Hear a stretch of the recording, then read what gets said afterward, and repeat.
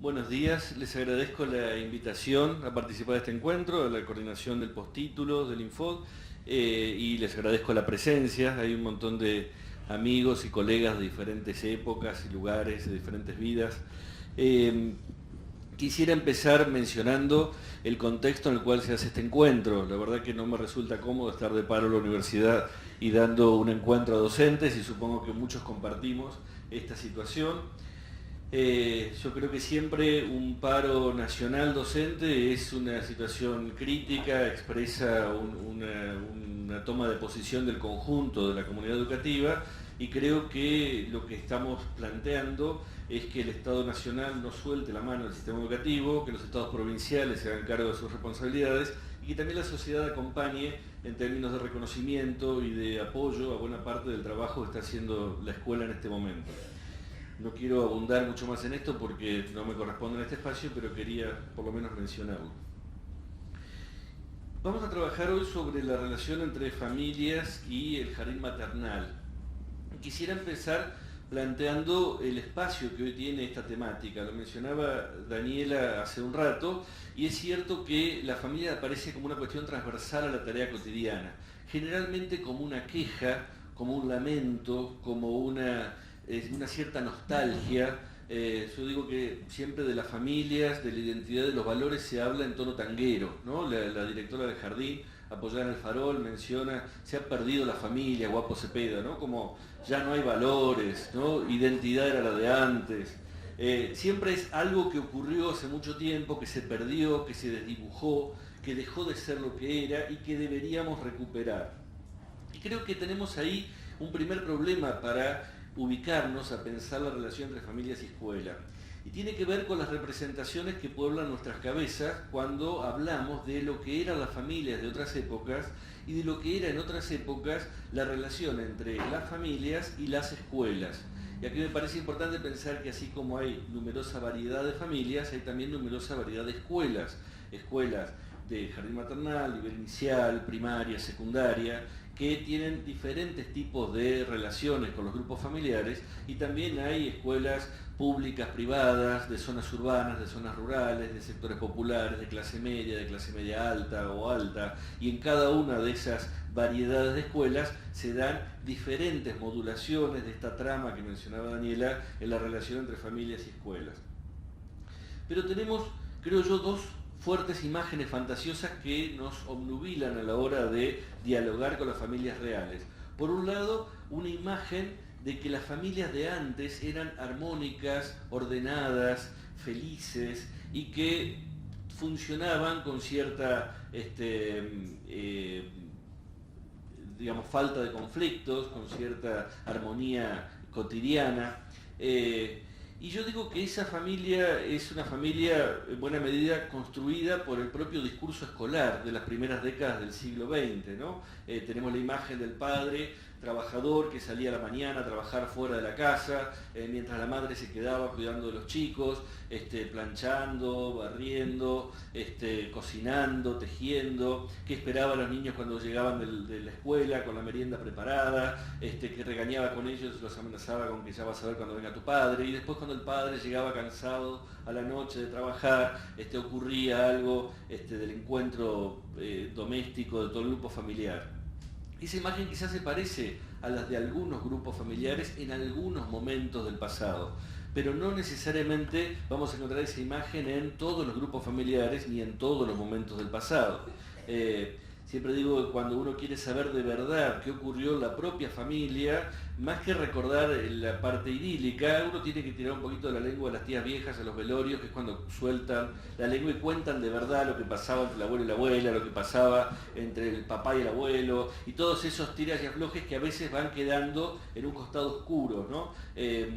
Cada familia suele tener un relato frontal donde cuenta su mejor rostro, su mejor pasado, y otro relato oscuro que va por carriles subterráneos que no siempre nos animamos a recordar o que no siempre conocemos, ¿no? Una cosa es lo que cuenta el abuelo en la sobremesa del domingo, y otra cosa es lo que farfulla la abuela mientras lava los platos después del almuerzo, ¿no? Y ahí uno escucha que hay otros relatos y hay otras situaciones. Y la otra imagen fantasiosa que tenemos es de una relación armónica entre familias y escuelas. Parece que antes las familias iban sonrientes, tenían como algunos problemas en las mandíbulas del dolor de la sonrisa con la que llegaban a las escuelas, y la maestra también los recibía sonrientes, y entre sonrisa y sonrisa se admiraban mutuamente, se acompañaban, se ayudaban, pero eso no ocurre más. Pareciera que antes todas las relaciones eran amigables y de acompañamiento, y que en algún momento algo se distorsionó. Entonces quisiera empezar trabajando brevemente cada una de estas representaciones para poder ver en qué medida no son efectivamente lo que ocurrió en la historia, ¿no? ¿Qué ocurrió con los grupos familiares y qué ocurre ahora? ¿Qué ocurrió con las relaciones entre el nivel inicial y las familias? Y en tercer lugar, cuáles creo yo que son los desafíos y las oportunidades de la relación presente entre familias y nivel inicial, y en particular en el jardín maternal. Si tomamos la etimología de la palabra familia, significa literalmente conjunto de esclavos, porque en la antigua Roma se entendía que el pater familia era el jefe de un conjunto que incluía a su esposa, sus hijos, sus empleados, sus cosas, su casa, su campo. Todo eso era la familia, que era la propiedad del pater, aquello de lo que dependía del pater y sobre el cual el pater podía tomar decisiones, hasta las decisiones más extremas como la expulsión o la muerte. Digo, no es una etimología amigable la idea del conjunto de esclavos, pero de ese conjunto de propiedad del pater, en los últimos tiempos de la antigüedad empieza a desmembrarse o diferenciarse un grupo particular, que es el grupo doméstico, el de los cónyuges y los hijos, y al cual se le asigna ese nombre de familia desde hace varios siglos. La familia tradicional, lo que en sociología se llama la familia tradicional, no es lo que habitualmente llamamos la familia tradicional, sino que es una familia que incluye a varias generaciones, generalmente gobernadas por algún mayor, algún anciano. Lo que nosotros llamamos muchas veces en las escuelas la familia tradicional es lo que en historia, en sociología se llama la familia moderna, aquella surgida al calor de los procesos de urbanización, industrialización, en torno a los siglos XVIII, XIX, y donde efectivamente empieza a haber una unidad doméstica diferenciada, donde conviven dos generaciones, padre, madre y un grupo acotado de hijos. Si nosotros miramos lo que fueron las familias en la Argentina, en el Río de la Plata, 200 años atrás, en los tiempos previos a la Revolución de Independencia, había algunos grupos familiares de los llamados tradicionales, es decir, un jefe de familia con una gran cantidad de hijos, ¿no? Pensemos que Belgrano era uno entre 12 hermanos, Juan Manuel de Rosas era uno entre 20 hermanos, tenían gran cantidad de hijos, y había una autoridad del padre muy fuerte que continuaba la autoridad del Estado, ¿no? El padre podía pedir el auxilio de la fuerza pública para poner en caja a sus hijos, y podía incluso mandarlo a la cárcel, o mandar a las Malvinas a su mujer para que el frío temperara un poco el carácter. Hay de eso relatos judiciales, ¿no?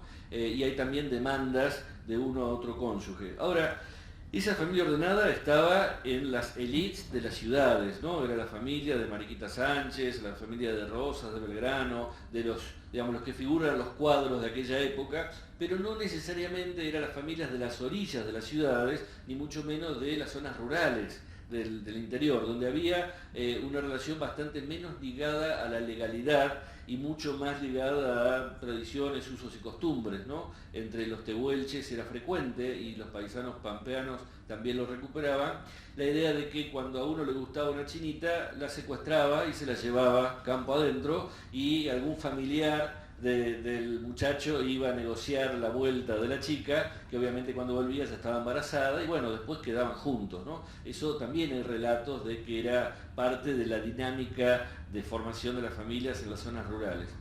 Pensemos que esas familias que no tenían una relación tan estable, como lo muestra el caso de Mariquita Sánchez, la primera jardinera argentina, confrontando con su padre acerca de con quién se iba a casar, a esas familias después les siguen 50 años de guerras civiles. Primero una guerra que empieza siendo civil y termina siendo guerra de independencia, y después varias décadas de enfrentamientos entre centralistas y descentralistas, unitarios, federales, guerras dentro de cada una de las provincias. en el mundo todavía tenemos el recuerdo de lo que fueron algunas guerras muy fuertes que dejaron huella por años. Pensemos en la Guerra Civil Española, que duró 3 años, en la Segunda Guerra Mundial, que duró 6, en la Primera Guerra Mundial, que duró 4 años. Ahora, imaginemos lo que son 5 décadas de guerras casi continuas en una sociedad como la sociedad rioplatense, que se ve afectada porque la guerra, en primer lugar, separa varones y mujeres. Los varones van al frente, las mujeres quedan en las casas, ¿no? Los ejércitos pasan reclutando varones, padres o hijos mayores que se van con el ejército.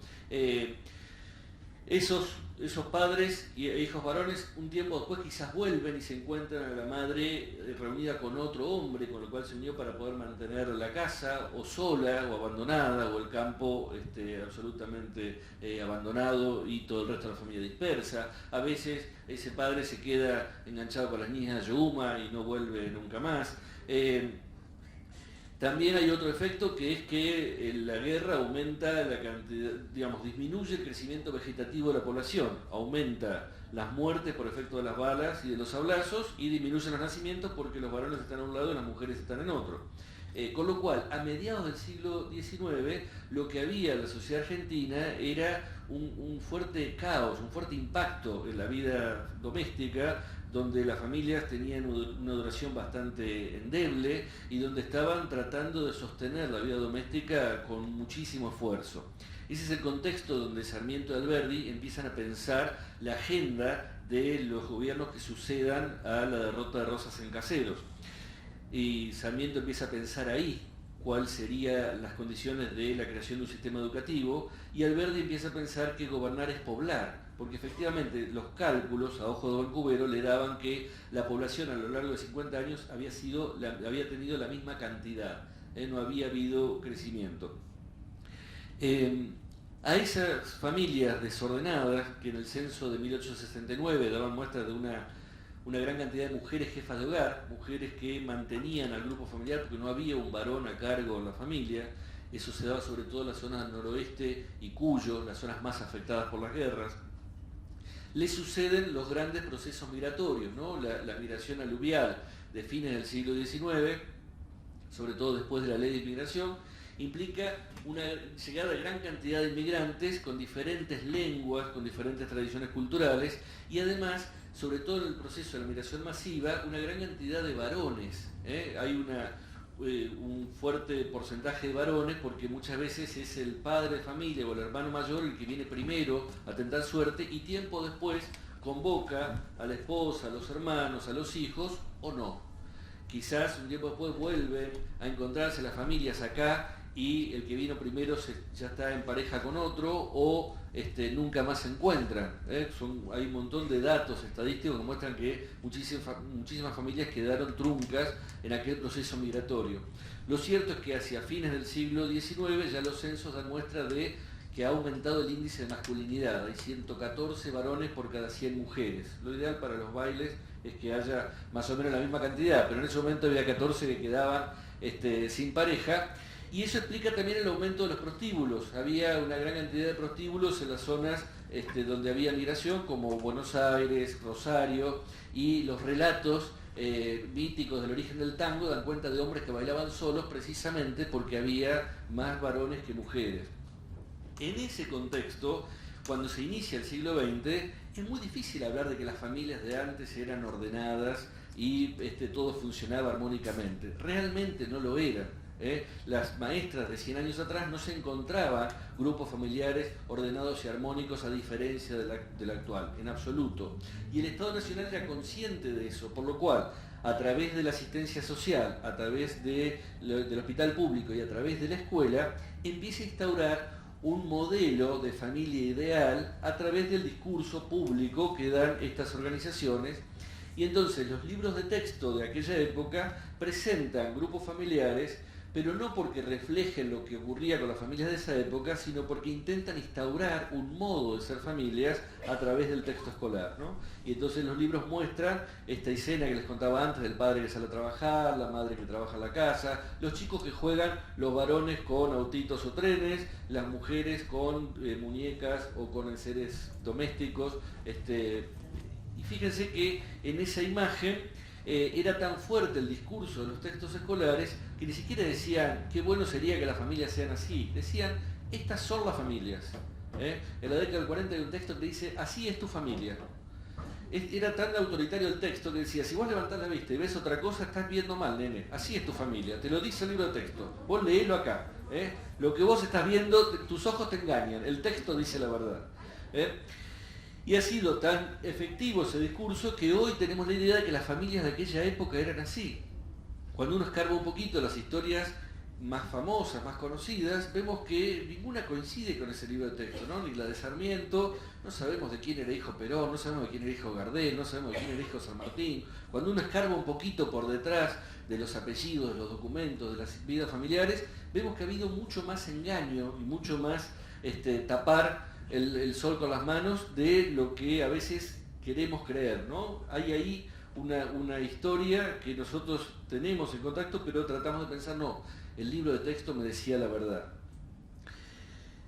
Efectivamente, desde el principio del siglo XX hasta el presente ha habido cambios. No estoy planteando que las familias fueron siempre iguales. Ha habido cambios, pero esos cambios no significan necesariamente pérdida o declive o dejadez o abandono.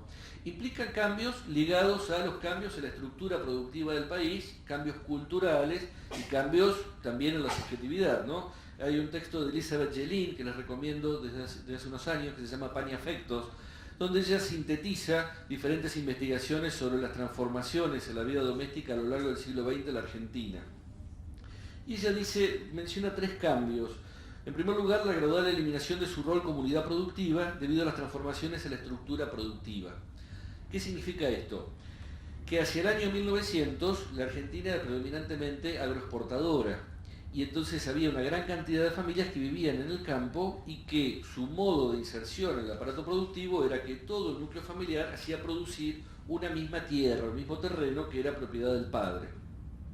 Y precisamente ese tipo de trabajo mantenía a la familia unida porque no era fácil decir me voy, me peleo, me tomo distancia, precisamente porque todos trabajaban de lo mismo y dependían de lo mismo. Ahora, la Argentina fue de los países de América Latina de urbanización más temprana. Ya en el censo en 1914 había más cantidad de gente en las ciudades que en la zona rural, mucho más temprano que la inmensa mayoría de los países de América Latina, y entonces empieza a haber transformaciones ligadas a que las familias dejan de ser una unidad de producción y pasan a ser unidad de consumo en los ámbitos urbanos. Es decir, ya no trabajan todos en lo mismo, sino que cada uno vende su fuerza de trabajo en un empleo diferente y suman un pozo común para cuando hay que cambiar la heladera, para cuando hay que pagarle al plomero algún arreglo. Entonces ya no hay una unidad productiva que genera estabilidad, sino una unidad de consumo que es bastante menos estable porque también genera mayor autonomía en cada uno de los miembros. El segundo rasgo que menciona Yelin habla de los procesos de creciente individuación y autonomía de jóvenes y de mujeres, que debilitan el poder patriarcal, provocando mayor inestabilidad temporal de la estructura familiar tradicional y mayor espacio para la expresión de opciones individuales alternativas.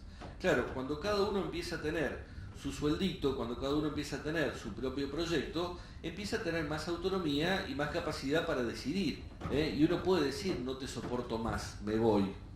O no te soporto más, andate, cuando tiene esa capacidad de autonomía. Y eso implica mayor inestabilidad y una pérdida del poder, del tradicional poder patriarcal, ¿no? En el modelo de los libros de texto uno ve que hay una clara cuadrícula donde hay relaciones muy claramente identificadas entre distintas generaciones y diferentes géneros, ¿no? El lugar preponderante lo tiene el varón adulto mayor, que es el padre, y prepondera porque es varón, porque es adulto y tiene las dos características más valiosas.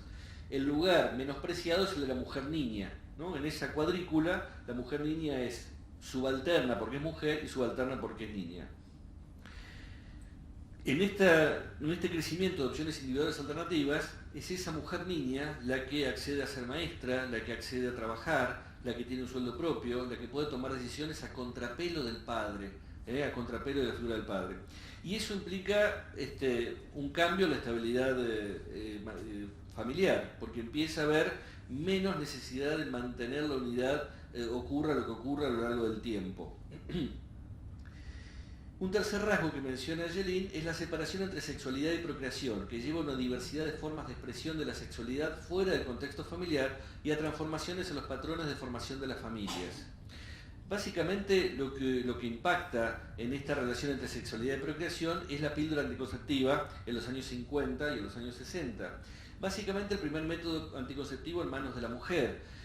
Hasta ese momento lo que predominaba era la llamada prueba de amor, ¿no? Cuando el novio, después de largos años de hacer el zaguán, le decía a la chica, bueno, ya nos vamos a casar, si vos me querés y me creés, ¿por qué no empezamos a tener relaciones? Total, ya estamos con la lista de invitados, alquilando el salón, etc. La chica daba el primer paso, lo peor de todo sin necesidad, quedaba embarazada, el tránsfuga se daba la fuga y ella quedaba para vestir santos, ¿no? Todo eso era el relato familiar de aquella chica que cómo hizo eso con ese muchacho que al final no era tan bueno como le parecía a la abuela. Entonces, la píldora anticonceptiva permite diferenciar el momento del inicio de las relaciones sexuales de la decisión de procrear. Y esto implica que hay otras formas de configuración de las familias. El impacto de estos cambios, que será la primera mitad del siglo XX, empiezan a notarse en las últimas décadas del siglo XX y particularmente cobran mayor visibilidad después de la última dictadura militar. Desde los años 80 en adelante las familias se muestran diversas, no porque antes no lo fueran, sino porque reclaman su derecho a mostrarse diversas en el ámbito público, en el barrio, en el hospital y particularmente también en la escuela. Dice Jelen que habría que hablar más que de grupos familiares, de vínculos familiares, ¿no? Eva Giberti dice habría que hablar de la familia, de lo familia, en término neutro. Básicamente lo que tenemos que pensar es que aquello que llamamos familia es algo cambiante, es algo que sufre múltiples transformaciones y que está en proceso de cambio permanentemente. Sería muy difícil pensar que ha habido familias estables y armónicas en la Argentina, un país que ha vivido de revolución en revolución, de golpe en golpe, de crisis en crisis. Sería lo único estable que hubo en la Argentina, donde nada fue estable. Y particularmente quienes vivimos en la Argentina de los últimos 40 años, somos sobrevivientes de algo. O sea, sobrevivientes del terrorismo de Estado, del terrorismo de mercado, de la caída estrepitosa de las instituciones. Las familias son lo que pueden ir siendo en un contexto que les mueve el piso permanentemente. Entonces es muy difícil sostener la idea de una familia armónica en algún momento del pasado de nuestro país. Lo propio de las familias es estar en crisis permanentemente. Cada familia entra en crisis por su propio ciclo vital, porque la familia se forma, crece y después se rompen los lazos y se van distanciando, pero también entra en crisis porque hay contextos que la hacen entrar en crisis. Y en ese sentido, uno puede pensar que algo de la familia se ha perdido, pero también es cierto que algo de las familias han resistido y han perdurado. Hace un tiempo Susana Torrado decía que las familias en la Argentina han mostrado una enorme creatividad para resistir esos embates del contexto. Pensemos que en la última dictadura, cuando los partidos y los sindicatos no tenían capacidad de respuesta, salieron las madres, las abuelas y tiempo después los hijos a defender, y ahí damos cuenta de que hay un lazo familiar fuerte, independientemente de que se está resquebrajando la estructura familiar, la forma de esa familia moderna ya no es la misma. Dice Elizabeth Rudinesco, en Europa y en los países de la órbita occidental, y podríamos considerarnos tales, a partir de la década del 60 se impone la llamada familia contemporánea o posmoderna, que une por un periodo de extensión relativa a dos individuos en busca de relaciones íntimas o expansión sexual. La atribución de la autoridad comienza entonces a ser cada vez más problemática, es correspondencia con el aumento de los divorcios, las separaciones y las recomposiciones conyugales. Rudinesco dice eso sin ningún signo de valoración, no está diciendo si esto es bueno o es malo. Estamos viviendo una familia posmoderna en la cual los vínculos son, como diría Vinicius, que el amor sea eterno mientras dure. Entonces, las relaciones para toda la vida a veces duran 3 meses y las relaciones familiares a veces duran un tiempo acotado. Y no porque el proyecto original era para toda la vida y después se cortó, sino que a veces el proyecto original es vamos viendo y después decidimos qué hacemos. Eso también implica un cambio fuerte en la subjetividad.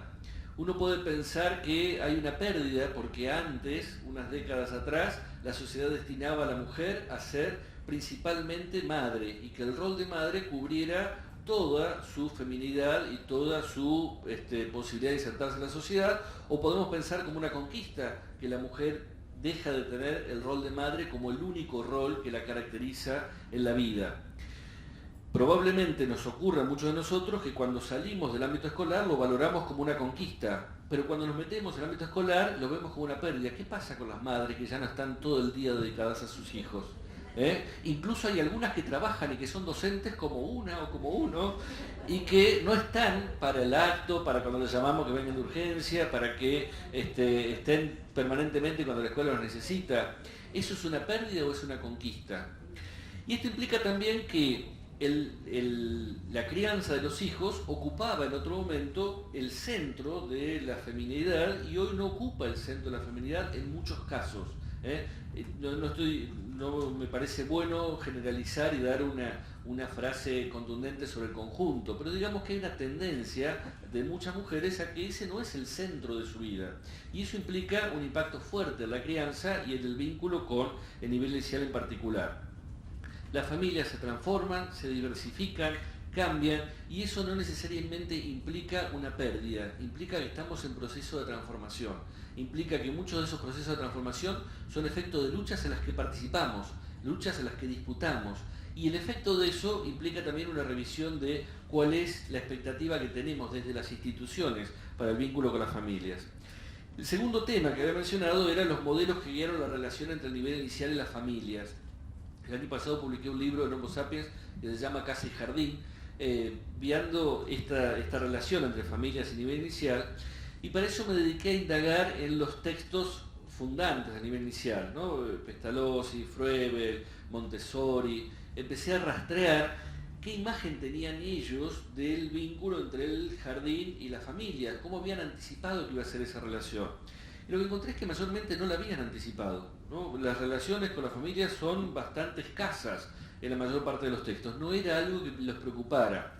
Aunque sí hay referencias a un cierto modelo que llamé de continuidad y contigüidad. Tanto Froebel como Pestalozzi entendían que el modelo de una buena maestra era una buena madre, y el modelo de una buena madre era una buena maestra jardinera, ¿no? O una aya, como la llamaban. Es decir, lo que tenía que hacer la maestra de jardín era lo mismo que tenía que hacer una buena madre en su hogar. Lo que tenía que hacer una madre en su hogar era lo mismo que una buena maestra de jardín. Montessori también cuenta cuando trabajaba en un aula, en un salón que tenía ventanas a todos los costados y las madres se acercaban a ver qué ocurría, y ella valora que las madres aprendan entonces cómo tienen que vincularse con sus hijos a partir de observar lo que hace la maestra, ¿no? A eso lo llamo modelo de continuidad y contigüidad.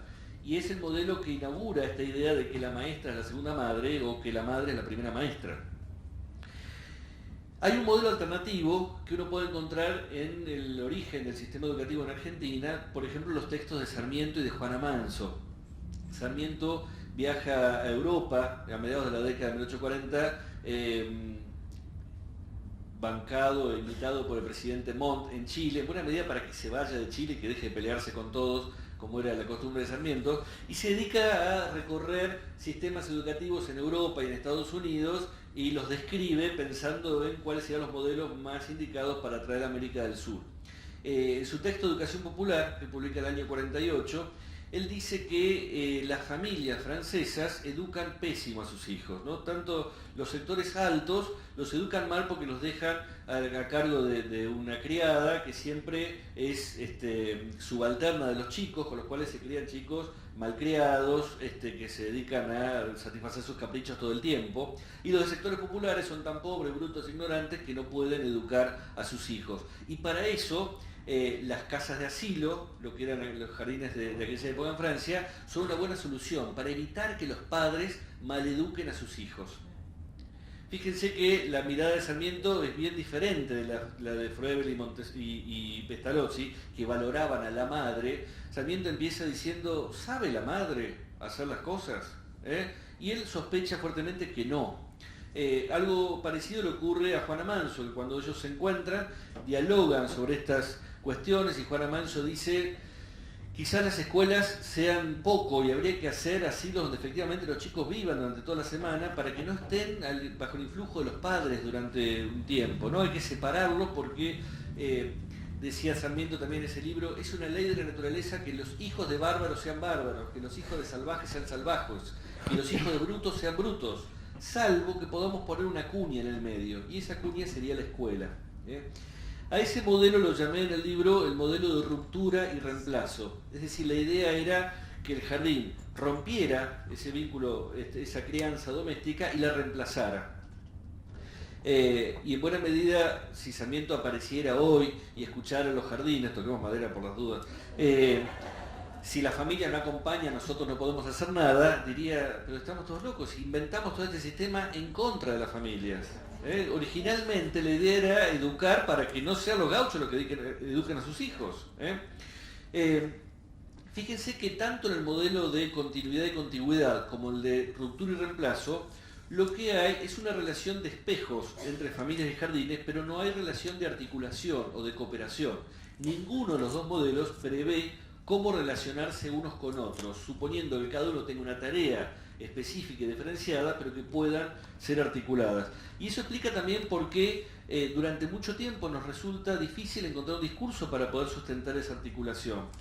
En los textos más recientes de la historia del nivel, en los años 50 empieza a aparecer la cuestión de los padres, en algunos textos, sobre todo americanos y franceses, que se usan en la formación docente en la Argentina, y de pedagogos argentinos en los años 70, hay un libro de Silvia Pulpeiro y Menegasso, y hay algunos de los libros de los años 80 mencionan la cuestión de los padres nuevos que están llegando al jardín.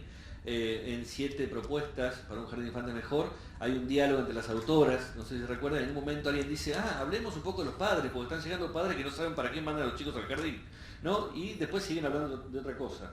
Era como un tema marginal, pero que empezaba a aparecer en aquel momento.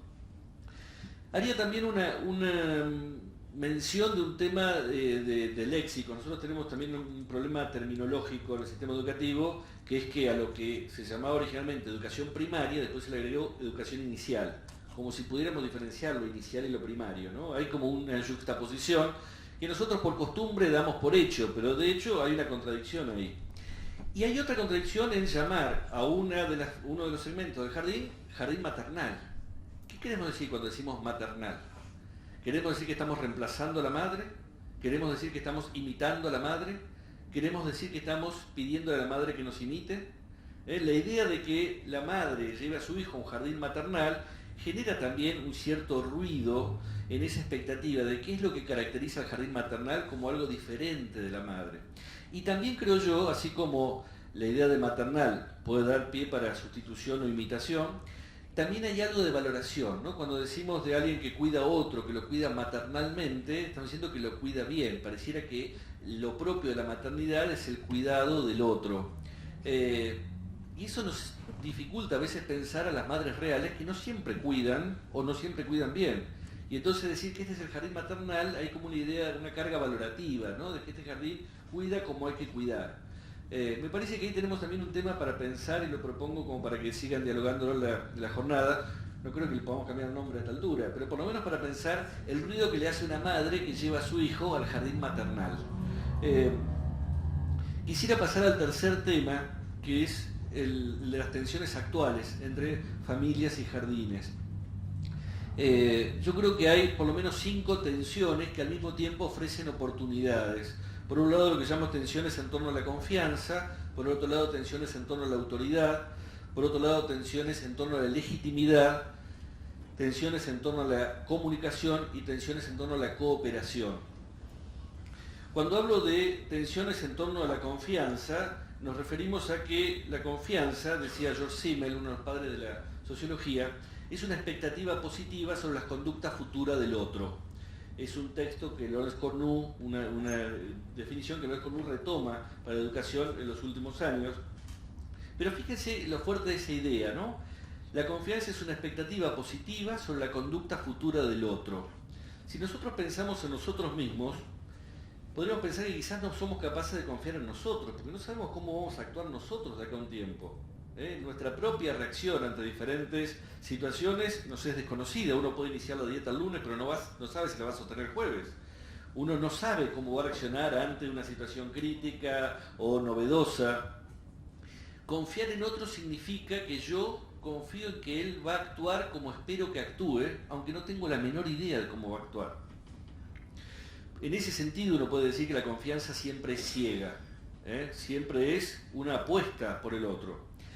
Connuo apunta sobre todo a la confianza en el vínculo docente-alumno, pero cuando pensamos en la confianza entre familias y equipo docente, esa confianza ciega tiene algunos problemas graves, porque efectivamente cuando una familia confía en el jardín es porque escuchó un comentario en la verdulería de que el jardín es bueno, ¿no? Le dijo una señora del barrio, o uno de ellos fue a ese jardín cuando fue hace 30 años y era bueno. Es decir, los elementos para confiar en el jardín son mínimos. Cuando el jardín confía en los grupos familiares es porque dice, y bueno, viene de la mano ese señor, esa señora, con ese nene debe ser que son los que lo cuidan.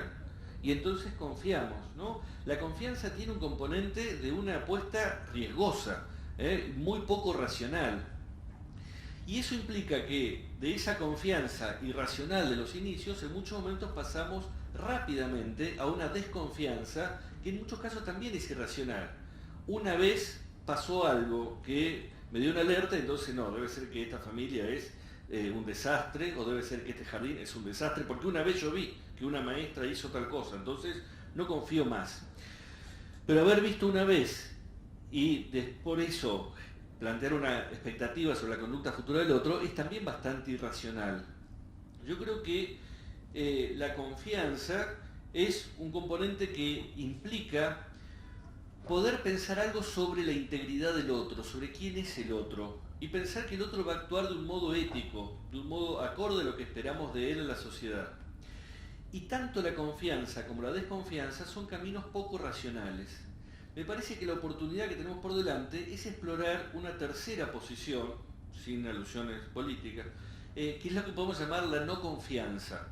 Que es decir, viene alguien al jardín y yo no confío. No confío, pero no porque desconfíe, sino porque no confío todavía, porque me voy a dar un tiempo antes de construir o no confianza. Llega una familia al jardín y no confía en el jardín, no porque desconfíe, sino porque no confía todavía, porque va a ir viendo si el conjunto de señales que le da el jardín le permite construir confianza o no. Me parece que si la confianza y la desconfianza son en buena medida actitudes poco racionales, la no confianza es una actitud más racional de vínculo entre familias y jardines, que es el vínculo de darnos a conocer para darnos también la oportunidad de construir confianza, ¿o no? Darnos a conocer para darnos la oportunidad de saber más de quién es el otro, para poder ir delegando cada vez más confianza en el otro. Y es cierto que eso implica también no ya una apuesta ciega, sino un trabajo permanente de entender que el otro está construyendo confianza en mí y de que yo estoy construyendo confianza en el otro. Me parece que ahí hay una oportunidad que tenemos que pensar, porque nos ocurre muchas veces con las familias que pasamos de esa confianza idílica de que es la madre, cómo puede ser que si es la madre seguro que trabaja en beneficio de sus hijos, a decir, pero mirá qué guacha, cómo lo maltrata, cómo lo abandona, jamás pensé que hubiera pasado esto. Digo, bueno, es que pasamos de la confianza a la desconfianza en términos siempre irracionales. En torno a la autoridad, también creo que hay algunas precisiones para darnos, ¿no? Si la confianza tiene que ver con la expectativa sobre la conducta ética del otro, sobre quién es el otro, la autoridad es el capital que tiene aquel que es reconocido porque sabe o domina cierto campo. En general, decimos que, leí hace poquito un texto de Bakunin, uno de los padres del anarquismo, y decía que tiene autoridad aquel que es bueno en lo que hace. Un carnicero tiene autoridad para cortar carne, un zapatero tiene autoridad para hacer zapatos.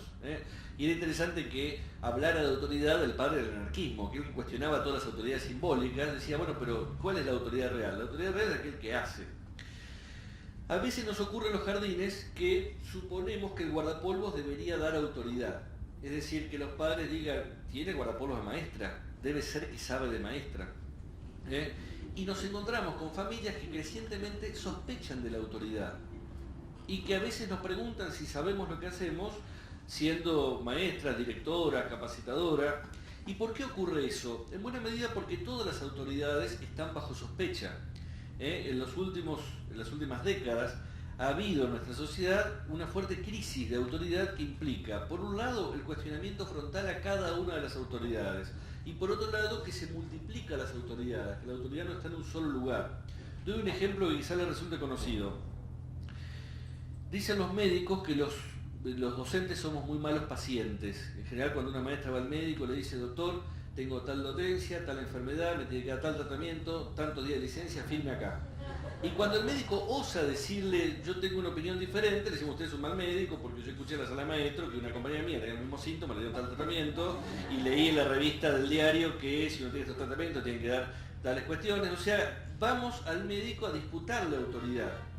Ninguno de nosotros que tenga de verdad una enfermedad grave va a quedarse con un solo médico, sino que va a buscar un médico que es aquel en el cual va a asignar esa autoridad.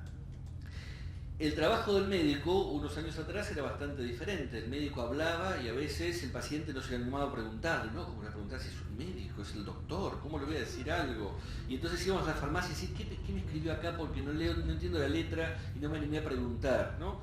En los últimos tiempos los médicos dicen: ahora tenemos 4 trabajos. Antes teníamos que diagnosticar e indicar un tratamiento. Ahora tenemos que diagnosticar y convencer de que ese es el diagnóstico indicado.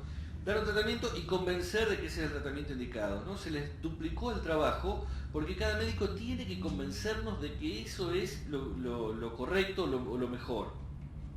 Fíjense también que la medicina, cuando uno no está de acuerdo con un médico, tiene un montón de opciones. Y entonces, si no te gusta el médico de la cartilla, tenés el médico naturista, tenés el homeópata, tenés el osteópata, tenés la ayurveda, qué sé yo. Cada uno va buscando a quién le asigna autoridad. Y en ese sentido, uno puede pensar que no son los uniformes los que otorgan autoridad. Y esto implica un cambio importante en la relación con las familias. Ninguna familia le va a reconocer la autoridad a la maestra porque la espera a la puerta del jardín, o porque lleva un guardapolvos, o porque tiene un título. ¿Eso significa que no hay más autoridad? No, significa que tenemos el desafío de autorizarnos. No es cierto que no existan autoridades en las instituciones. En todos los jardines y en todas las escuelas hay algunos maestros más autorizados que otros, y eso lo sabe cualquiera que circula por las veredas de las instituciones, ¿no? Dice: no, te tocó esa sabe, porque yo tengo un montón de elementos para decirte que esa de verdad sabe lo que hace, la otra más o menos, ¿no? Nos autorizamos de acuerdo a lo que hacemos y de acuerdo a cómo justificamos lo que hacemos. Una familia puede llegar al jardín y no necesariamente confía o respeta la autoridad de la docente para tomar decisiones pedagógicas, pero si la docente explica por qué hace lo que hace de manera convincente y puede dar cuenta de lo que hace, quizás esa familia sale diciendo: la verdad me saco el sombrero, porque uno le confiaba mucho porque era muy jovencita, porque era muy vieja, porque era nueva, porque era la misma de siempre. Siempre hay motivos para desconfiar del otro. Y sin embargo, lo que hace y lo que dice para justificar lo que hace generan autoridad. Ahí tenemos también una tensión y, creo yo, un desafío. En tercer lugar, están las llamadas tensiones en torno a la legitimidad, que tiene que ver con el territorio en el cual ejerce autoridad cada uno. ¿Cuál es el terreno propio de las familias y cuál es el terreno propio de la institución escolar? Ayer el diario de la Nación levantó un caso, no recuerdo si de Salta o de Santiago del Estero, creo que de Salta, de un grupo de maestros que respondía a un reclamo de los padres. Los padres habían pedido que no les mandaran tanta tarea para el hogar. Y los maestros pusieron un cartel que decía: atendiendo a su demanda, bueno, vamos a mandar menos tareas, pero nosotros también les pedimos que ustedes nos manden chicos respetuosos, educados, porque esa es la responsabilidad de ustedes.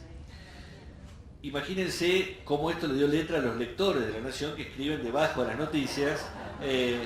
Yo, en general, como un ejercicio de masoquista, cada tanto leo los comentarios de los lectores, por ejemplo, los días de paro o noticias de educación como esa, y obviamente decían: claro, esos docentes hicieron lo que tenían que hacer porque los padres son todos vagos, son toda una porquería.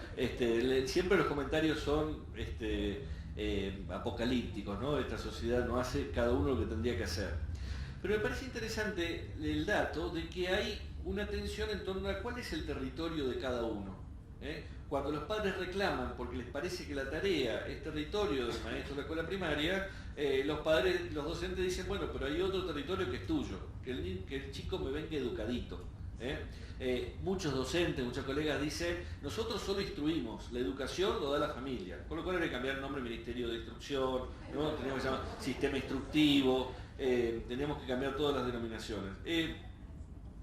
Yo creo que para pensar este deslinde de territorios hay que pensar en otros términos. Me parece que básicamente hay que poder pensar la relación entre ciudadanía y felicidad.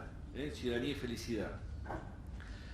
Cuando un chico ingresa al jardín maternal, de la mano de su mamá, de su papá, de su abuela, de su pariente afín, de lo que sea, con quien se encuentra no es con la segunda madre, sino con el primer agente público, que es su maestra. Y en el espacio público de la sala va a empezar a construir sus primeras nociones acerca de lo público, en qué sentido somos iguales, en qué sentido somos diferentes, qué es lo mío, qué es lo tuyo, qué es lo ajeno, qué es lo compartido, qué podemos hacer juntos y cómo nos organizamos para lograrlo. Esas preguntas son las que instauran el campo de lo político, y lo político se inicia en ese jardín maternal. ¿Por qué se inicia ahí?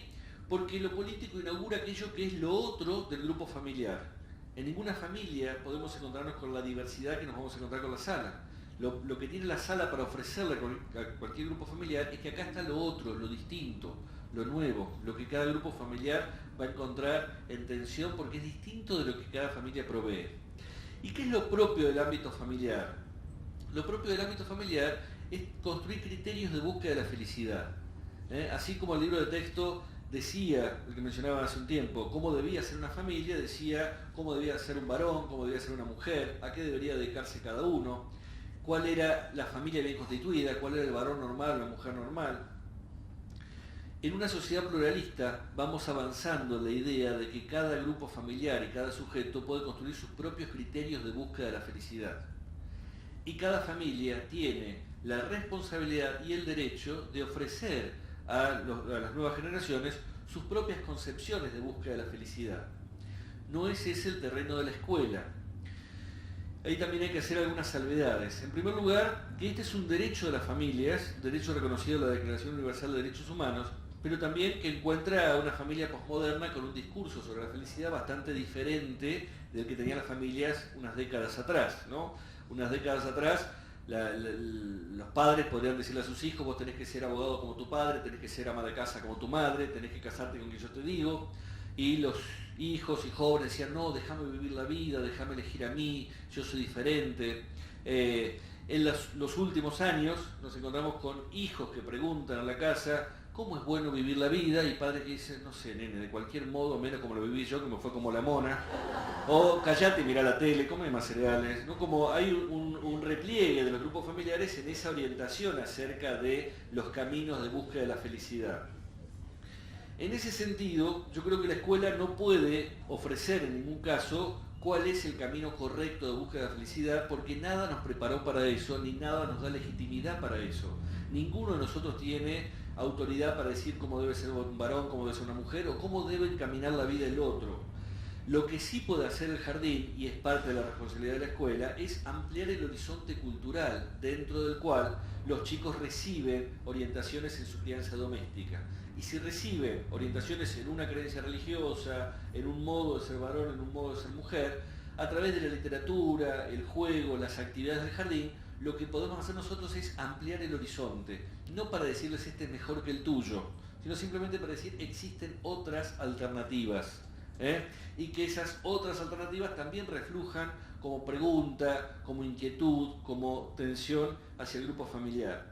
Entonces, entiendo que hay que hacer una distinción entre la educación política que se inaugura en el jardín maternal, que es la formación del ciudadano, del poder construir reglas comunes siendo diferentes, de poder participar de un proyecto colectivo siendo diferentes y aportando a ese proyecto colectivo, y al mismo tiempo el camino de búsqueda de la felicidad que cada uno encuentra en su casa.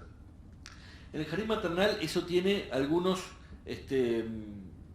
matices particulares, porque esto es más fácil de comprender en una escuela primaria, en una escuela secundaria, ¿no? La escuela primaria a veces es difícil por la carga valorativa que tiene el dedito, ¿no? La enseñanza moral de la escuela. La secundaria es más sencillo.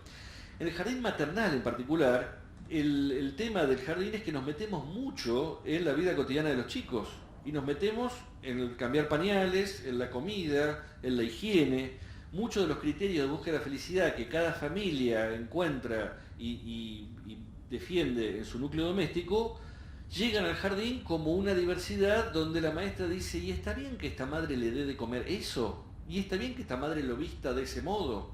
¿Y está bien que esta madre use tal lenguaje? Entonces ahí es donde esa tensión entre ciudadanía y felicidad se hace bastante más problemática, bastante más tensa.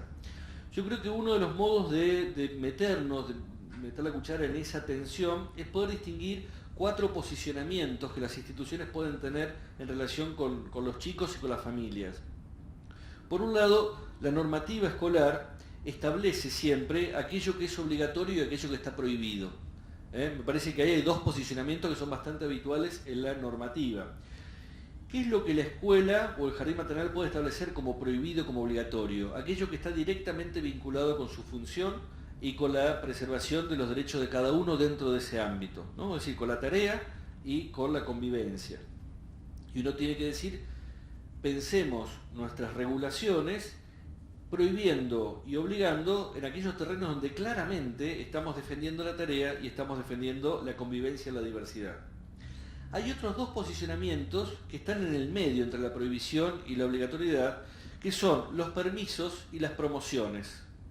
Cuando me refiero a permisos, es todo lo que la escuela permite que se haga, incluso con su silencio, ¿no? Cuando la escuela no obliga a que los padres estén vestidos de cierta manera, o cuando la escuela no plantea que hay un modo de resolver ciertas cuestiones, está permitiendo, cualquiera es válida. Las promociones son aquellas cuestiones en las que la escuela valora alguna cuestión, pero no tiene territorio, no tiene legitimidad para establecerla como obligatoria. En todo caso, lo que hace es promoverla. La escuela no puede obligar a las familias a que vayan a un museo, pero es pertinente que la escuela promueva que las familias vayan a museos. Y entonces, ¿qué hace la escuela? Les propone, les manda notitas, dice, mira, hay un museo que hacer, que hay una muestra interesante. Para nadie es obligatorio, pero lo promovemos porque nos parece útil, rico. Si nosotros miramos las 4 posiciones, podemos pensar entonces que ante muchas de las tensiones en esta relación entre la felicidad y la ciudadanía, entre lo doméstico y lo público, tendríamos que evaluar en qué posición ubicar cada tema, ¿no? Pienso, por ejemplo, en torno al alimento. En el libro de Casa y Jardín tomó el caso de una escuela en La Pampa, donde la escuela establece como obligatorio que los chicos lleven comida sana y están prohibidas las golosinas. Y una madre se niega porque quiere que su hijo coma bien y le lleva alfajores. Y entonces hay toda una disputa. Y yo pensaba, claro, la escuela se queja de la familia, pero también es cierto que tenemos tan claro cuál es la comida sana. Cuando empezamos a leer literatura del último tiempo, digamos, mi abuela me diría, claro, sano es carne con buena cantidad de grasa, mucha leche y pan. En los últimos años decimos, no, carne no, leche menos, harina integral, empieza a haber vertientes de las más variadas que dicen que lo que es bueno para unos es absolutamente descabellado para otros, ¿no? Pensemos en esta, ¿cómo se llama? La dieta paleolítica y la dieta vegana. Entonces, ¿tiene tal certeza la escuela para decir, tiene que traer comida sana, que es lo que la directora establece como sana? Por otro lado, ¿es tan clara la distinción entre comida sana y golosina? O sea, si un chico lleva un chupetín de gelatina, ¿es golosina o es comida sana? Si lleva un alfajor de algarroba, ¿es comida sana o golosina?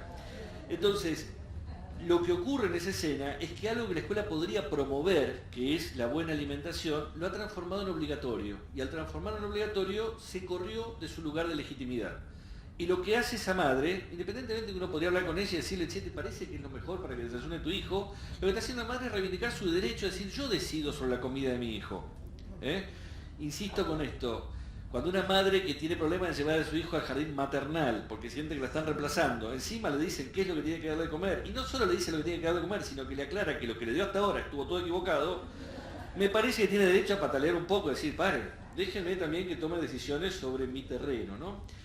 Una directora también de Fuerte Apache me decía que ella estaba al principio indignada porque muchos chicos venían en hojotas, dice, en el invierno, con el frío que hace, hasta que empecé a ver que muchos de los papás también venían en hojotas y que muchos eran papás bolivianos y que empecé a pensar, claro, también en sus tradiciones culturales, la uyuta incaica es parte de su vestimenta, entonces no es una cuestión de descuido como yo la leía al principio, sino es una cuestión de diferencia cultural. también uno puede dialogar y promover un cambio y puede decir, me parece que la mejor manera de tramitar la diversidad es hablando, decirme, contame en qué crees, por qué hacen esto, y pensemos si no sería mejor en otro clima cambiar de vestimenta, pero salirnos del lugar de yo tengo el poder de la normalidad y te pongo el sello de lo que es el cuidado correcto. En cuarto lugar, me gustaría hablar de las tensiones en torno a la comunicación. Esta es en general el grupo de tensiones más fácilmente reconocible desde las instituciones. Porque solemos decir cuando hay un conflicto, si hubiéramos comunicado mejor, si hubiéramos comunicado a tiempo, todo se hubiera solucionado, ¿no? Con el diario del lunes cualquiera gana el PRODE, ¿no? Pareciera que una vez que ocurrió el conflicto, tendríamos que haber comunicado mejor. Yo aclaro que es cierto que muchas veces hay que comunicar mejor, pero no siempre la comunicación es la única solución posible, ni siquiera a veces es la solución, ¿no? Cuando viene un padre a decir, ¿dónde está la maestra de 2 que la quiero acogotar? No le podemos decir, un idiotito que ya se la llamo. A veces hay que frenar la comunicación hasta que se generen mejores condiciones, ¿no? Porque la comunicación puede generar más conflicto del que había al inicio. Creo que en la comunicación tenemos que pensar por lo menos 3 niveles de relación de comunicación entre los jardines y las familias. Por un lado, el nivel del trato, que es el nivel coloquial, el nivel de los intercambios cotidianos. ¿Qué es lo que podemos hacer a nivel del trato? Fundamentalmente, pulir nuestros lenguajes y nuestros canales. En muchas escuelas se han multiplicado los canales en el último tiempo, ¿no? Antes era el cuaderno de comunicaciones y la cartelera.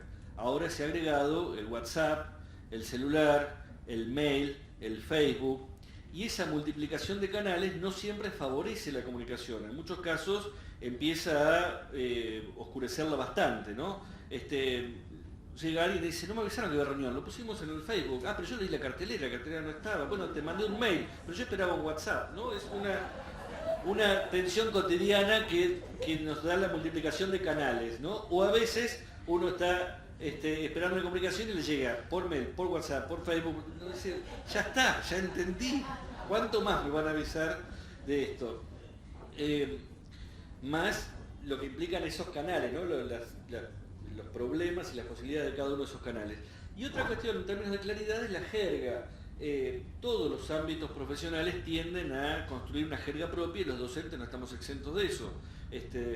Daniel hablaba de el recorrido de los cursantes. Y yo pensaba, ¿entenderá alguien que no está en esta escena qué es el recorrido de los cursantes o la trama, ¿no? Desde hace décadas venimos hablando de los CBC, los NAP, el polimodal, y la gente que está alrededor nos mira como diciendo, esos son formularios de la FIP, ¿de qué están hablando, no? Siempre conviene mirar la cara de maridos o novios, esposos, esposas, que están y dice, ¿de qué están hablando, no? Eso muchas veces ocurre en el diálogo entre jardines y familias, que el jardín da por hecho que el otro debe entender de qué se le habla. Doy un ejemplo, si me permiten, personal. Yo tengo una hija de 5 años que está en una excelente escuela pública de la Ciudad de Buenos Aires, un jardín público, y cuando entró al jardín, hace unos años, tuvimos nuestro periodo de adaptación y todos los días nos cambiaban el horario de entrada. Un lunes llego a las 2:30, que era el horario del viernes, y veo que están todos adentro. Y digo, ¿qué pasa? ¿Hoy había que venir antes? Y la coordinadora me dice, sí, mandamos notitas. Yo dije, uy, no leí la notita. Bueno, voy al cuaderno, busco la notita y en ningún lado la notita decía, llegue a las 2. Entonces cuando lo voy a retirar, estaba otra mamá en la vereda y le digo, ¿cómo llegó la nota de que había que venir a las 2 hoy? Y dice, no, lo que pasa es que la notita decía, el lunes los esperamos en la ronda con los chicos más grandes. Y la ronda con los chicos más grandes es a las 2. Claro, pero tenías que ser padre de un hermano para poder entender la notita. Eso es comunicación en clave.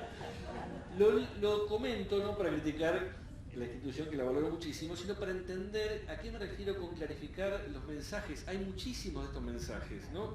Cualquiera de nosotros lo puede entender cuando vamos al mecánico y nos habla de lo que tiene el auto y no entendemos nada, y eso quiere decir, nos van a cobrar una fortuna. No entiendo de qué va. Vamos al ferretero y le decimos, mira, se rompió un cosito que está dentro de ese otro coso más grande, y el ferretero o tiene voluntad de entenderme, de explicarme, o no, y me quedo en el desierto. Entonces muchas veces las familias se sienten en el desierto cuando la maestra no se anima a empezar a bajar, a salir de la jerga y comunicar en términos que puedan entender.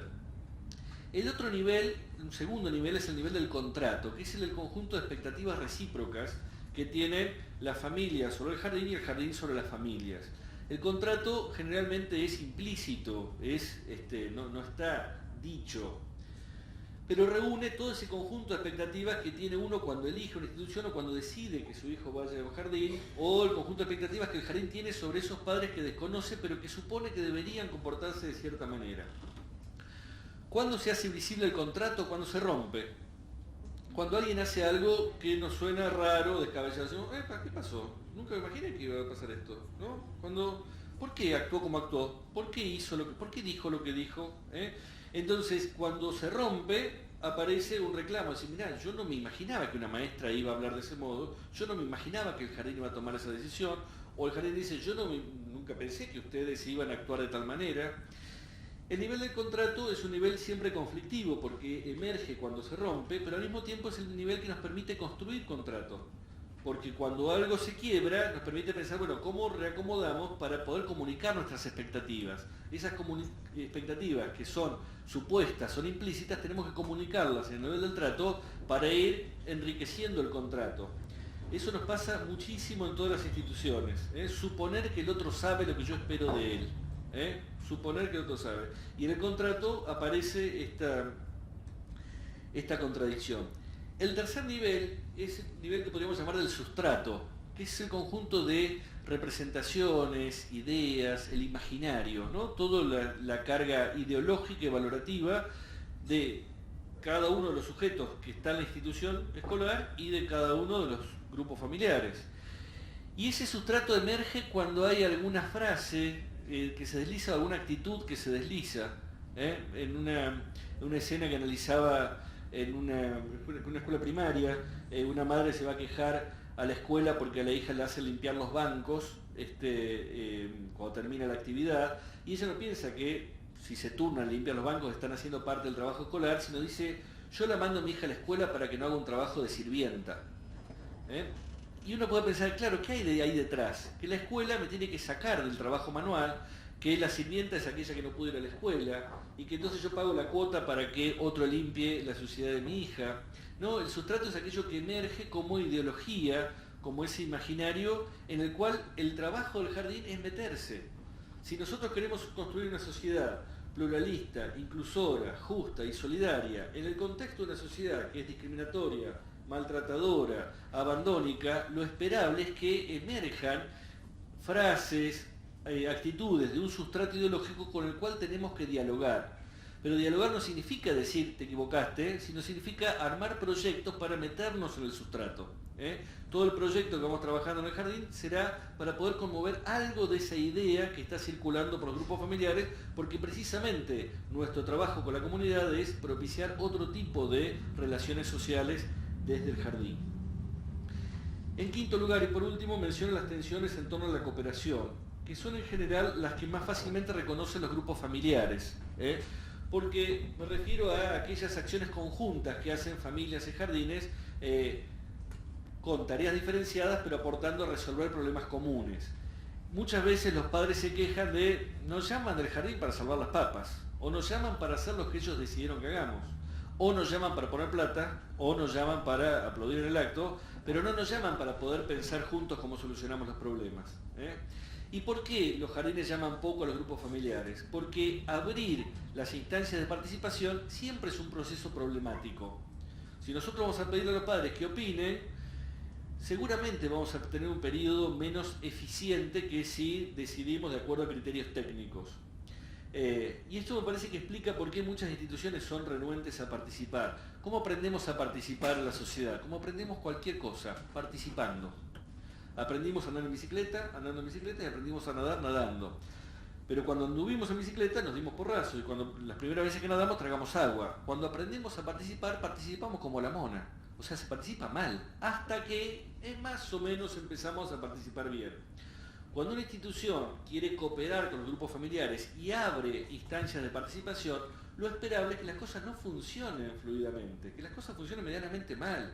Que los padres no vengan, que vengan más, que uno agarre el micrófono y no lo suelte, que otro se meta en cuestiones que no debería meterse. Pero llevará un tiempo esta educación política de los grupos familiares para poder entender cómo participamos acá. A mí me parece que muchas directoras dicen es preferible que yo tome una buena decisión con criterios técnicos y la comunique, y eso hace que muchas escuelas funcionen bien hasta que se va la directora. Cuando la directora pide traslado, se jubila, la escuela se cae. ¿Por qué? Porque todo estaba basado en que una tomaba buenas decisiones. En cambio, cuando hay un proceso participativo y la cooperación entre grupos familiares y jardín es algo que va generando una cultura política de participación y de cooperación, entonces esas instituciones tienen mayores posibilidades de seguir adelante con su proyecto independientemente de las personas. En un contexto en el que nuestra cultura política local no nos ha formado para cooperar ni para participar en proyectos colectivos, ¿no? Tenemos a veces enormes dificultades para esto, y precisamente en el nivel del sustrato el trabajo del jardín debería ser invitar a poder vincularnos de otro modo con lo público. Cierro porque creo que ya me fui pasando del tiempo.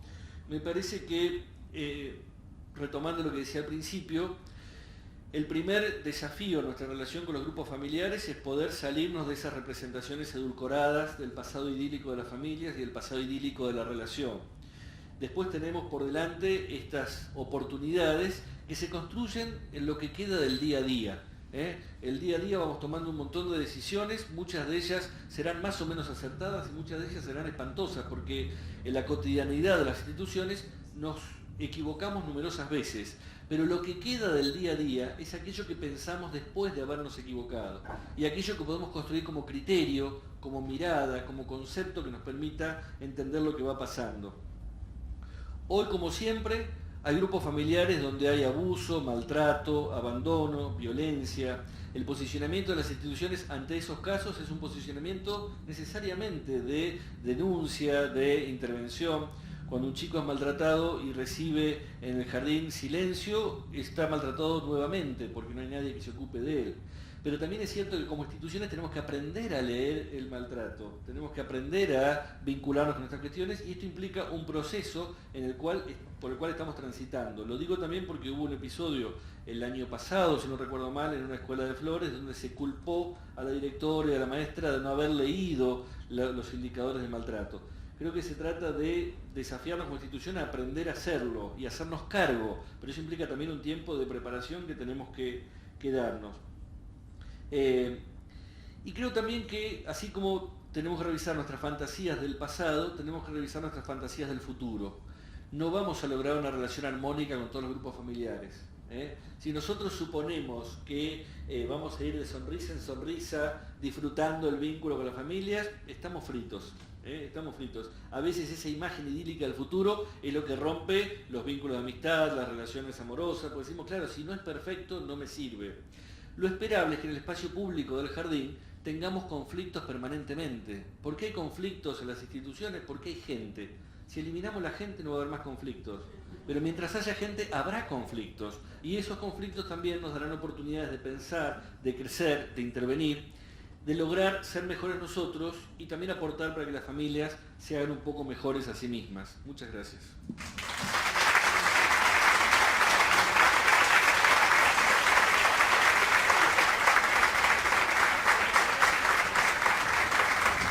Sí.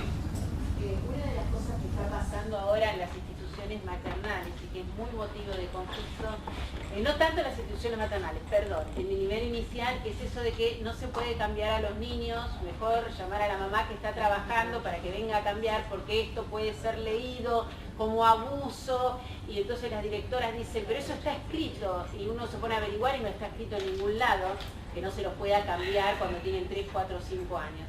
Y la verdad que ese conflicto y esa tensión es difícil de asumir. Y creo que tiene que ver con esto de que la confianza se construye. Sí. Pero hay que dar un tiempo para construir la confianza. Sí, muy buena la pregunta. También hay que aclararlo con los padres desde el inicio, ¿no? Me decías acordar una anécdota que me contaba una prima mía, abogada, que quería mandar a su hijo a una escuela, a un jardín público en la ciudad de Buenos Aires. Ella era de Entre Ríos, pero vive acá hace unos años, y le recomendé un jardín.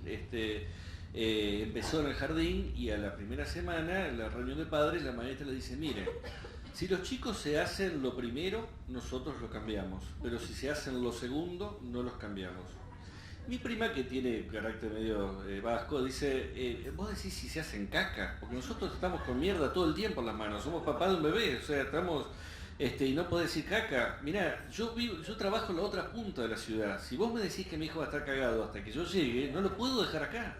Y efectivamente la semana lo pasó en un jardín privado, donde le garantizaban que eso lo iban a cubrir. Entonces me parece que las instituciones tenemos que pensar que si nuestro temor es que haya alguna denuncia, bueno, hablemoslo con los padres. Si algún padre se opone, no lo cambiamos, pero miren, nosotros no podemos dejar a un chico que se haga encima. Es cierto también, algunas instituciones dicen no tenemos la infraestructura, las condiciones para hacerlo, entonces hay que demandar a los que tienen que tomar decisiones para que haya los espacios y las condiciones adecuadas y los materiales para hacerlo, pero me parece que ahí tenemos que hacer el esfuerzo de entender que en una ciudad como esta la gente puede estar trabajando muy distante, ¿no? A veces yo me encuentro con colegas que tienen la fantasía de que la madre está a la vuelta, si toda la madre está a la vuelta y que está tomando mate, mirando la novela hasta que uno lo llama. Pero me lo he encontrado muchas veces, suena ridículo, pero muchas veces me encuentro con colegas que suponen eso, de verdad. Entonces me parece que eso hay que acordarlo con las familias y tenemos que hacernos cargo. Yo tengo, perdón, otra segunda que me preocupa, pero son dos cosas. Ahora está como de moda en algunas instituciones caras esto de que haya una pantalla de televisión en la sala, ni siquiera para que vea la directora, que eso ya me parece una cosa, bueno, a ver qué, sino para que los padres desde su teléfono celular puedan ver en todo momento, tipo Gran Hermano, lo que está pasando en la sala y después digan por WhatsApp a la otra madre que el otro niño no le prestó la no sé qué, no sé cuánto, y yo digo, ¿qué sentirá este niño que está observado por su madre todo el tiempo? O sea, que no tiene un espacio propio. Sí. Bueno, también muy buena pregunta, comparto la preocupación. En Córdoba se aprobó hace unos años una ley que establece poner esas cámaras en todos los jardines públicos, resistida, creo yo, con todo derecho por los docentes y por el sindicato. En realidad las pusieron y se aprobó la ley, les dieron un tiempo para colocar las cámaras y en muchas instituciones las cámaras todavía no funcionan. También, bueno, está la ley de regulación de los jardines maternales y de acompañamiento a los jardines maternales que, bueno, el Estado no está aplicando, y una problemática mayor ahora, desde mi punto de vista, son la apertura de salas cuna, que ha llamado el gobierno de la provincia de Córdoba, salas cuna a instituciones que se abren en espacios de intervención de ONGs o jardines comunitarios que están destinados para los niños pequeños. Y en esas instituciones, bueno, no hay las condiciones, no existen las condiciones materiales mínimas como para que puedan estar ahí los niños pequeños, ni tampoco hay intervención por parte del Estado, ni siquiera pagando el sueldo de las compañeras y compañeros que se están haciendo cargo de esas realidades. Lo digo porque también esas compañeras y compañeros van a estar, algunos acompañándonos como cursantes de nuestros postítulos, como para que sepamos cuál es la realidad y en qué condiciones están trabajando. Esto que decía recién Daniela, en relación a conocer nuestros cursantes y demás y el recorrido que están teniendo. Son gente que no son docentes en la mayoría y que hoy se están haciendo cargos de salas de bebés.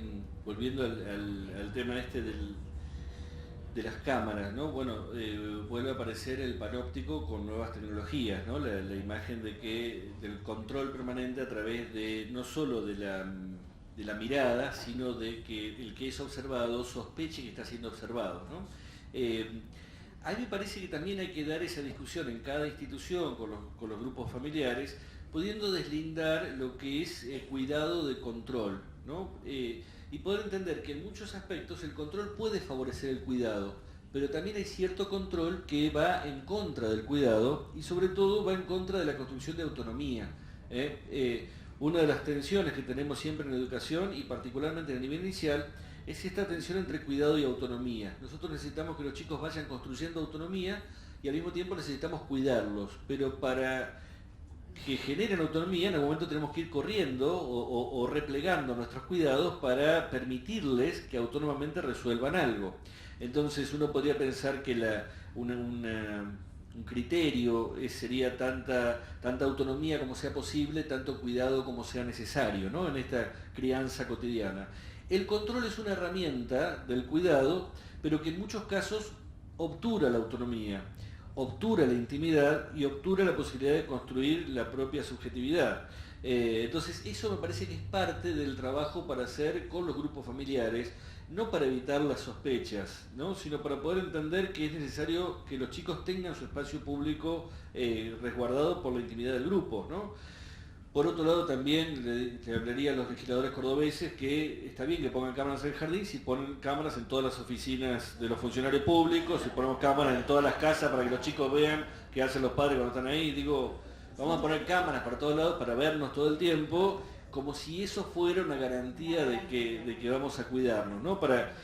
Lo presento por el absurdo para poder pensar que esa idea de te miro y te controlo está generando algún tipo de cuidado, y no lo es, no es el cuidado. La ley surge cuando pasó lo de Tribilín. Jardín Tribilín. Esta mediatización de lo que sucede en la intimidad de una institución, sin hablar bien de la maestra, por supuesto, pero generó un proyecto de ley y que fue... Sí, ahora es curioso. El Jardín Tribilín fue en provincia de Buenos Aires, lo toman los medios de la ciudad de Buenos Aires, se queja la sociedad de Córdoba y el Parlamento de Córdoba establece la ley para Córdoba. Es como una cosa ridícula, y eso tiene que ver con cómo ante la duda, como no sé cuidar, controlo y extrememos los elementos de control. Después los mismos decimos, che, ¿por qué controlan tanto acá? Nosotros muchas veces padecemos en las instituciones esa relación entre algo que en algún momento se sintió como descuido y que después se tradujo en mayor control, no en mayor cuidado, sino más control, y entonces tenemos que filmar, tenemos que pasamos por las camaritas, todo para controlar como si eso garantizara algo. Y en muchos casos lo que hace es entorpecer la tarea, entorpecer la convivencia, entorpecer la intimidad. Me gustaría hacer un comentario en relación a lo que vos decías sobre el caso, digamos, del maestro como aquel que tiene que prestar atención y advertir estas cuestiones del descuido, de la violencia. Lo que pasó con Alejandra y Elsa en el jardín del Distrito 12, me hubiera gustado que estén María Inés Vega o Rita Domínguez, que tienen mayores acciones.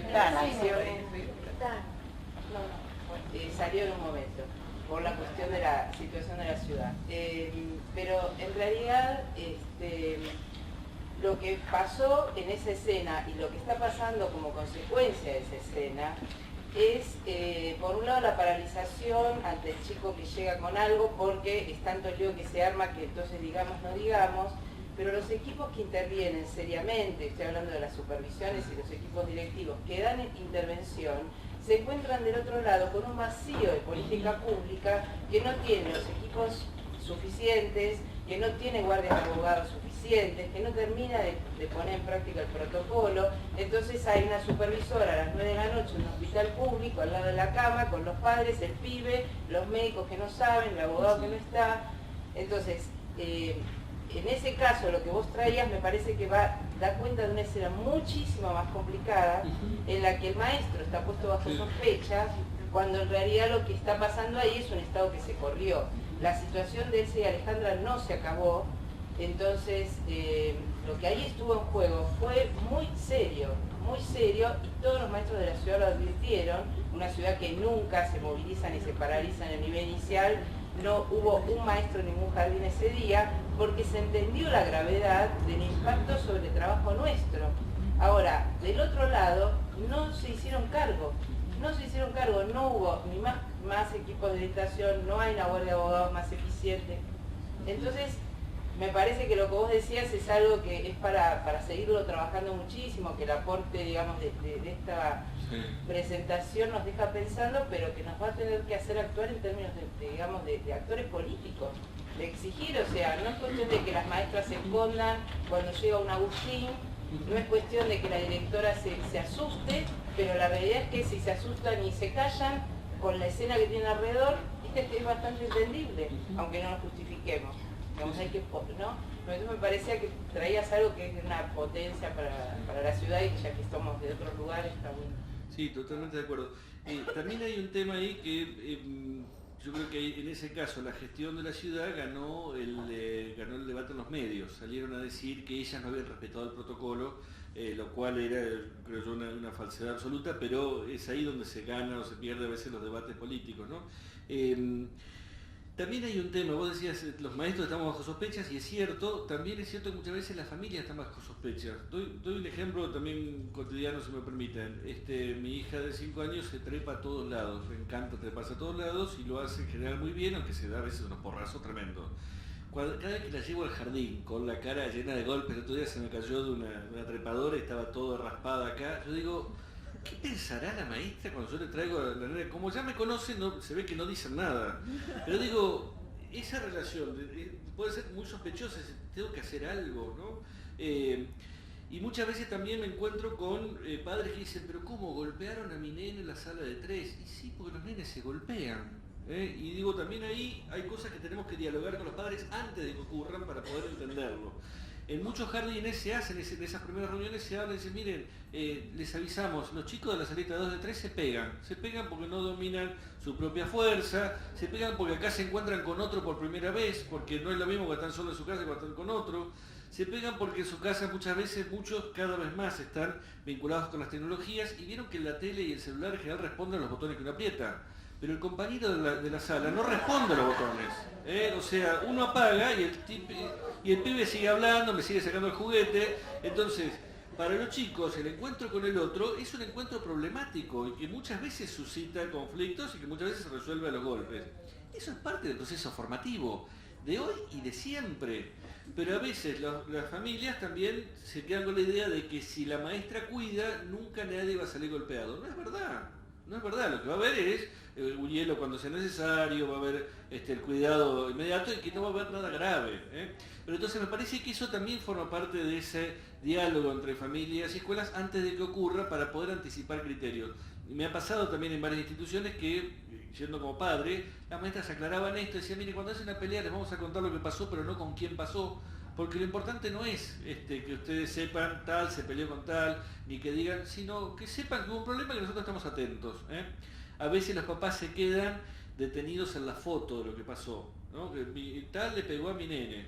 Pero claro, en la película las cosas son diferentes, ha habido un montón de otras situaciones, pero ellos se quedan como papás con lo que pasó una vez. Entonces es parte del trabajo de jardín invitarlos a pensar que hay un proceso y a esta construcción de confianza, es decir, nosotros si anticipamos esto es porque esperamos que confíes en que cuando aparezca lo vamos a seguir dialogando y te vamos a escuchar en tus preocupaciones, pero lo estamos trabajando desde acá. A mí lo que me pasa cuando escucho, digamos, la cuestión es esta especie de tensión, ¿no? Entre una lógica bastante artesanal en el trabajo institucional y una lógica del sistema que está actuando al correrse, en el sentido que lo decía Mónica, en un proceso de disecación de las relaciones sociales y una cuestión de la fuga hacia el protocolo, ¿no?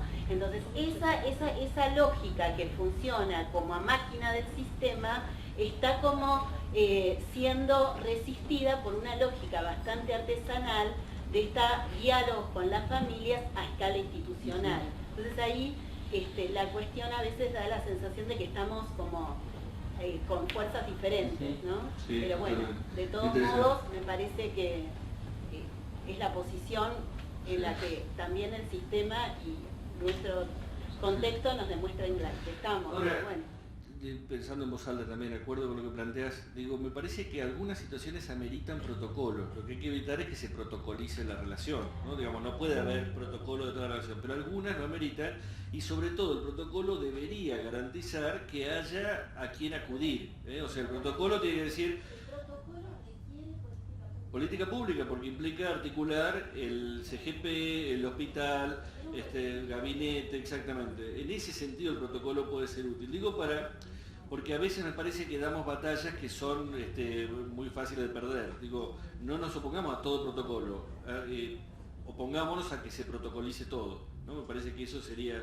Y después con respecto a lo artesanal, es cierto, a veces me encuentro también con colegas con que dicen, bueno, pero ¿cuál es la respuesta con las familias? Y digo, el trabajo docente es un trabajo que tiene mucho de oficio. Efectivamente, como trabajamos con personas y no con objetos inertes, nosotros vamos probando, vamos interviniendo, vamos generando nuevas condiciones y vamos también viendo cuáles son las respuestas de los diferentes actores de una situación. Pero eso es parte de nuestro desafío, ¿no? Eso que no nos garantiza saber cuál es el resultado de antemano, ¿eh? Y creo que todos tenemos experiencia en tal sentido.